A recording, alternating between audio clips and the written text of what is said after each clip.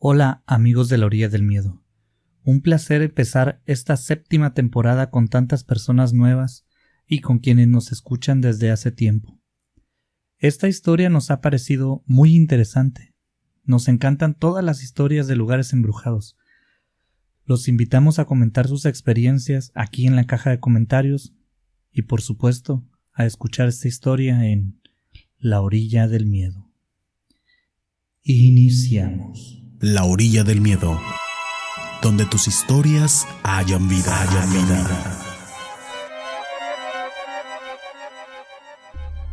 Mi nombre no importa, no es relevante y quizás podría ser perjudicial. Les contaré una historia que ronda en la familia desde hace algún tiempo.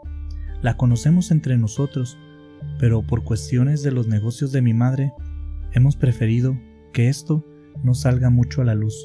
Por eso prefiero que no sepan dónde nos ubicamos.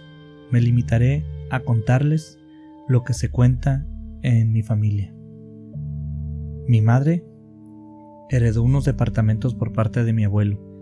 Se suponía que la idea de construirlos era para que fueran locales para negocios, pero por algún motivo que yo desconozco, se empezaron a rentar a personas sin familia.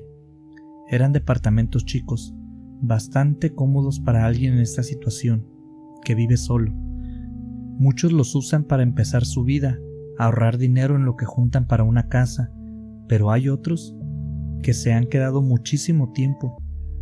Casi podría decirles que no se quieren ir.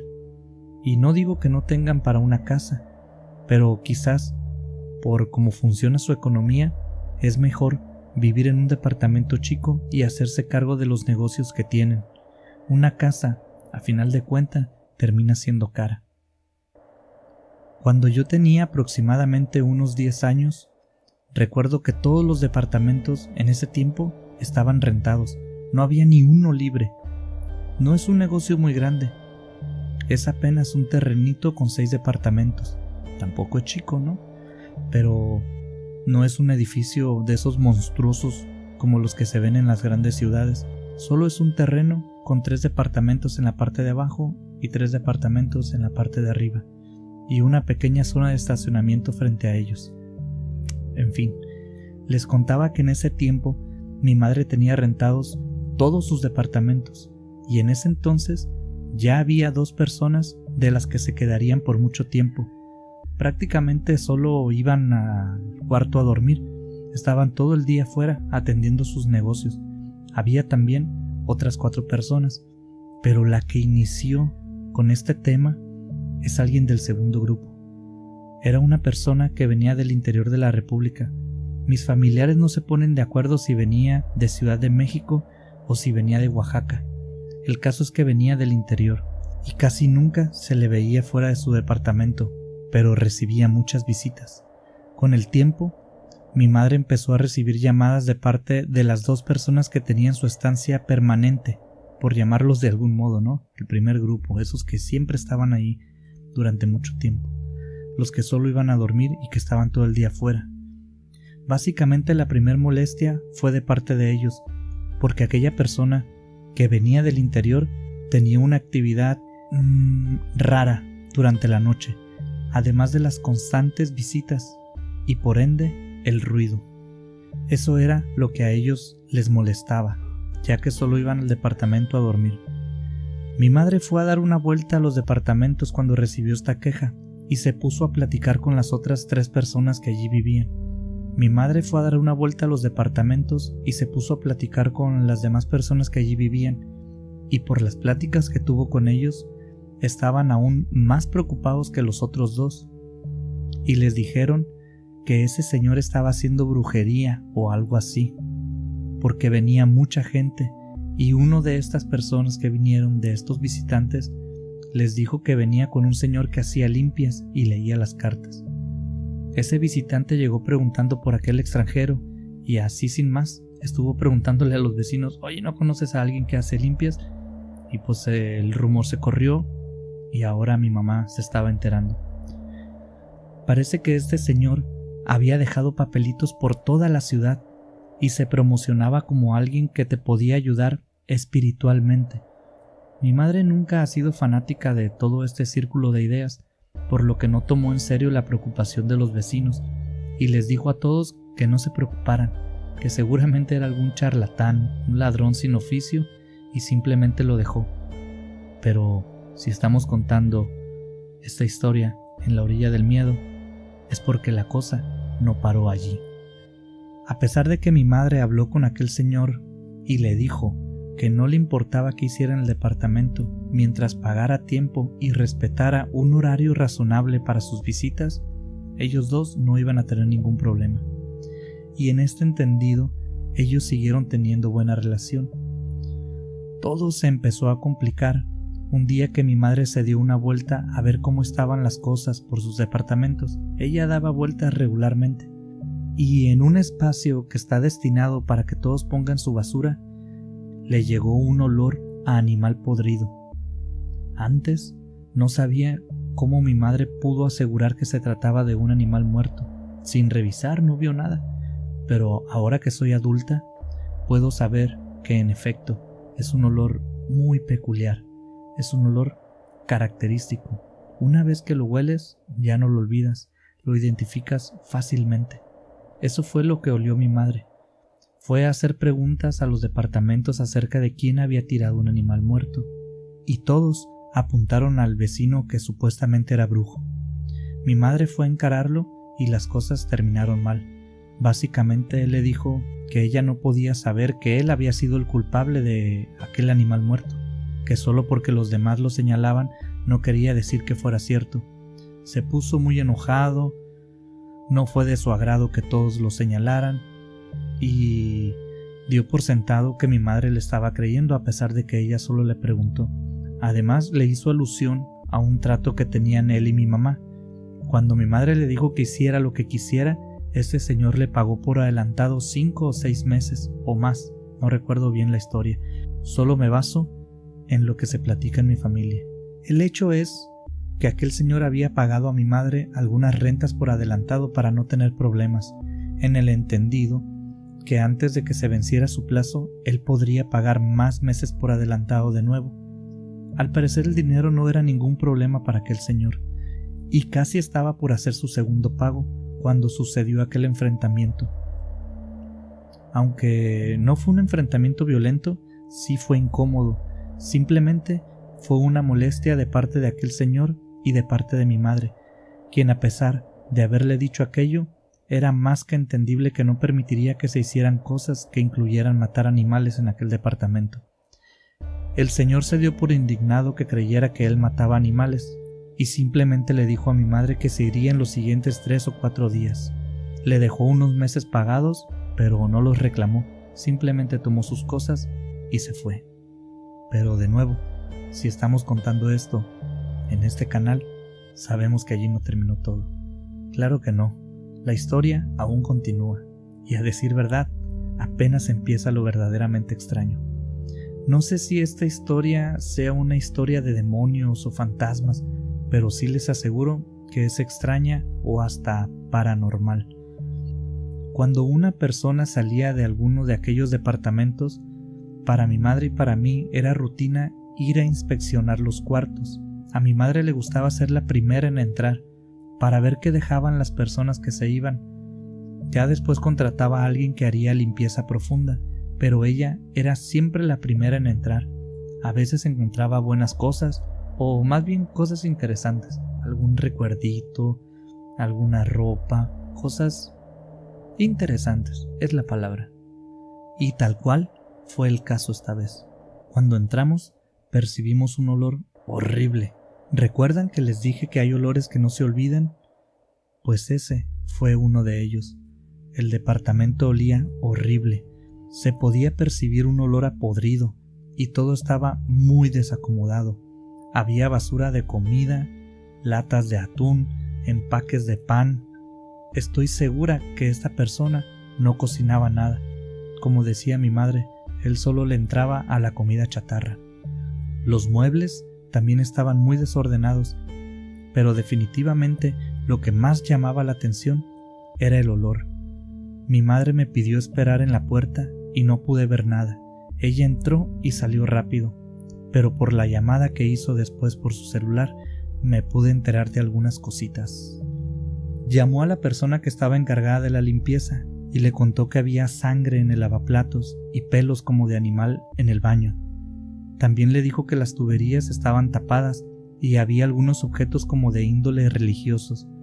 En aquel tiempo, mi interés venía del tono de preocupación que mi madre estaba usando durante aquella llamada y no tanto por las cosas que había encontrado en aquel departamento que acababan de desalojar. Pero hoy entiendo que eran claras advertencias que lo que se decía sobre aquel hombre era verdad, era alguna especie de brujo. La señora que limpiaba se encargó de todo el desorden aquel y según las historias, mi madre tuvo que pagarle más en esa ocasión. Ella cobró extra por limpiar ese departamento en esa ocasión. Se cuenta que los siguientes inquilinos de ese cuarto tuvieron muchos problemas. Decían que se escuchaban ruidos en la noche, que las cosas se caían solas de las estanterías, vasos, platos, lo que fuera, y casi todo esto ocurría durante la noche. También se contó que algunos llegaron a escuchar voces y hasta ver sombras con forma de persona, pero solo era en ese departamento. Los inquilinos del resto de departamentos contaban que sí, en efecto se oían cosas, y algunos contaban que hasta gritos durante la noche se podían escuchar, pero siempre venían de ese departamento que había ocupado el brujo. Pero como las personas que rentaban allí no duraban mucho, nunca se le dio mayor importancia, o quizás no duraban mucho por la misma situación.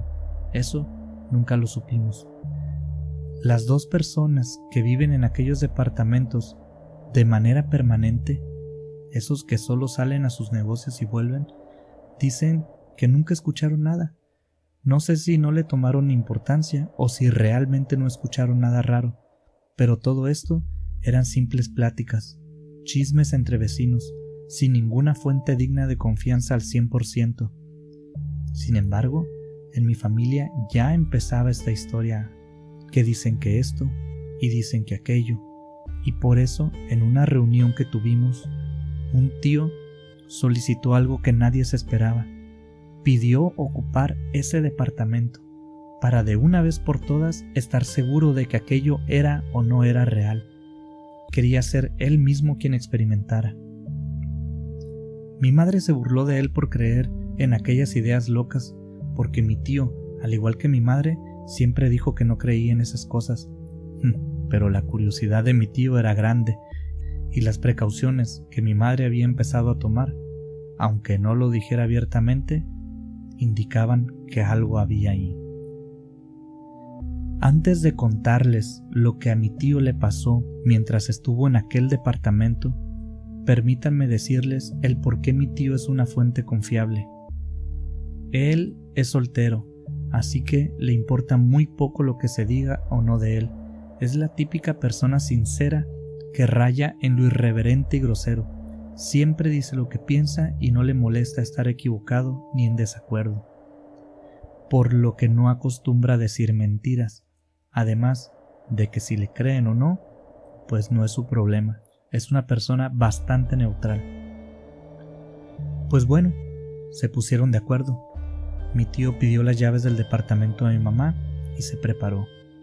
Él cuenta que apenas entrar en aquella habitación se sintió incómodo, pero fue por la mirada de los ocupantes de los otros departamentos y no por el departamento en sí. Cuando un nuevo ocupante llegaba, de vez en cuando se saludaban entre ellos y así es como se fue corriendo el rumor entre todos los inquilinos sobre el departamento embrujado.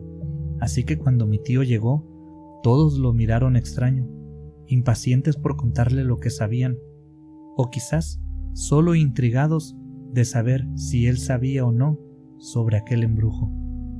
La cosa es que mi tío iba a pasar 2 noches y 3 días allí dentro.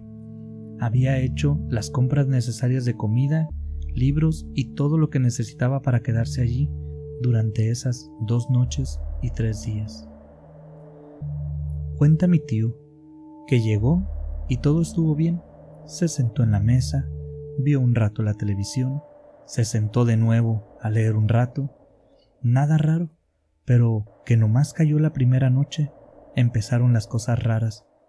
Dice que del baño escuchó un ruido como metálico, como si hubieran golpeado la tubería de lavamanos, o quizás la de la regadera, pero venía del baño. Así que se levantó y se asomó, pero no vio nada ni a nadie. Se acercó a las tuberías y las golpeó para ver si el sonido coincidía con lo escuchado. La golpeó con una llave, con la mano, pero el sonido no se parecía. Mi tío dice que él pensó que era simplemente que alguien en otro departamento había golpeado la tubería y la vibración había llegado hasta aquel baño en el que él estaba. Así que se dio la vuelta y salió, pero antes de cerrar la puerta, escuchó pasos dentro del baño, pasos muy rápidos y cortos, como si fuera una persona muy chiquita corriendo muy rápido, pero no fue algo lejano. Él lo escuchó muy cerca, casi a sus espaldas. Se giró rápidamente, pero de nuevo no vio nada. Así que cerró la puerta y se fue a acostar. Quizás pensó que si se dormía, aquello se podría repetir.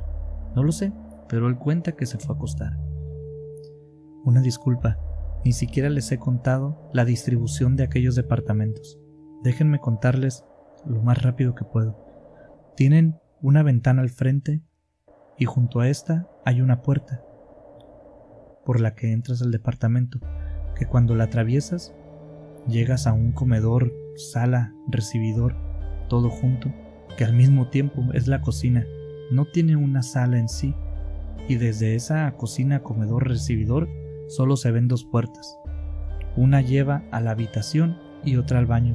Son departamentos muy chicos, pero son muy funcionales. Y mi tío estaba ya dentro de la habitación cuando dice que empezó a escuchar pasos y ruidos como de golpeteo metálico en la cocina-comedor. Dejó la puerta abierta para ver si veía algo, pero no logró ver nada, solo escuchar aquellos sonidos. En la mañana, él se quedó con la duda de la tubería, así que se metió debajo del lavaplatos que estaba frente a la ventana frontal de aquel departamento. Se metió abajo para revisar las tuberías y dice que estaba allí golpeando los tubos con diferentes objetos, moviendo los tubos con fuerza y ahí pues haciendo pruebas, experimentando, cuando escuchó los pasos de nuevo, pero ahora justo frente a él, y después sintió cómo le patearon las piernas. Él estaba tendido bajo el fregadero y le patearon las piernas. Dice que la sensación fue muy clara y que dio tremendo brinco. Salió rápidamente, pero de nuevo no vio nada. Sobre este evento, él también dice que no sintió que fuera un golpe para dañarlo. Fue más bien como si alguien estuviera allí parado a un lado de él y le pateara como diciéndole: «Hey, aquí estoy, míreme». Pero cuando él buscó, no había nadie. En ese momento, dice que sí se asustó y decidió prender la televisión que había en el cuarto para distraer su mente. Se acostó un rato y se quedó dormido. Lo despertó un golpeteo en la ventana de aquel cuarto. Aquel departamento estaba en el segundo piso y la ventana que había en aquella habitación da a un terreno baldío que está en el terreno de al lado, a espaldas de los departamentos, así que era prácticamente imposible que alguien pudiera estar allí parado, tocándole la ventana. Se levantó, abrió la ventana buscando a alguien, pero no vio nada, y también pensó que simplemente lo podía haber imaginado, o quizás dentro del sueño escuchó algo que lo hizo pensar que aquel sonido era un golpeteo en la ventana. También pensó que era el aire que de algún modo golpeó la ventana, o quizás pudo ser un pájaro. En fin, aquel sonido aún podía tener muchas posibilidades y muchas cosas que descartarse. Esa tarde terminó sin más novedades, pero en la noche, de nuevo, se empezó a escuchar aquel golpeteo, pero ahora en la ventana de enfrente. Mi tío se quedó un tiempo parado, como para confirmar el sonido, y de nuevo el golpeteo en la ventana. Pensó que quizás algún vecino lo estaba buscando, o que era de nuevo el pájaro. Así que se puso de pie lentamente y se quedó de pie junto a la puerta de la habitación, esperando aquel sonido. Ya se iba a dar por vencido cuando de repente lo escuchó de nuevo y abrió la puerta lentamente, y entonces sí vio algo. Dice que parado frente al fregadero había una figura oscura. Él dice que cree que estaba mirando hacia afuera, pero solo lo piensa porque para darle golpecitos al cristal debes estar frente a él. Pero aquella sombra no tenía cara. Aquella figura solo era una silueta oscura, como una persona con brazos y piernas, pero oscura, hecha como de humo o hecha de sombras. Ni él cuando me lo cuenta, ni yo ahora al contárselo a ustedes, estoy seguro que ninguno de los dos podemos describir exactamente la imagen que en nuestra mente se forma. Espero ustedes se den una idea de lo que queremos decir. Y dice que cuando vio aquello, se quedó nomás mirándolo. Dice que no se asustó, pero que sí se impresionó mucho. Después pensó que en la noche aquello podía ser una persona y por la oscuridad él podría no estarla viendo bien, así que hizo un poco de ruido con su zapato, como arrastrando el pie en el suelo para ver qué hacía aquella figura, a ver si se movía, para ver si aquello lo podía escuchar. Se quedó esperando su reacción y su sorpresa fue muy grande, porque la sombra empezó a moverse. No salió disparada contra él, ni lanzó por los aires las cosas que estaban sobre la mesa.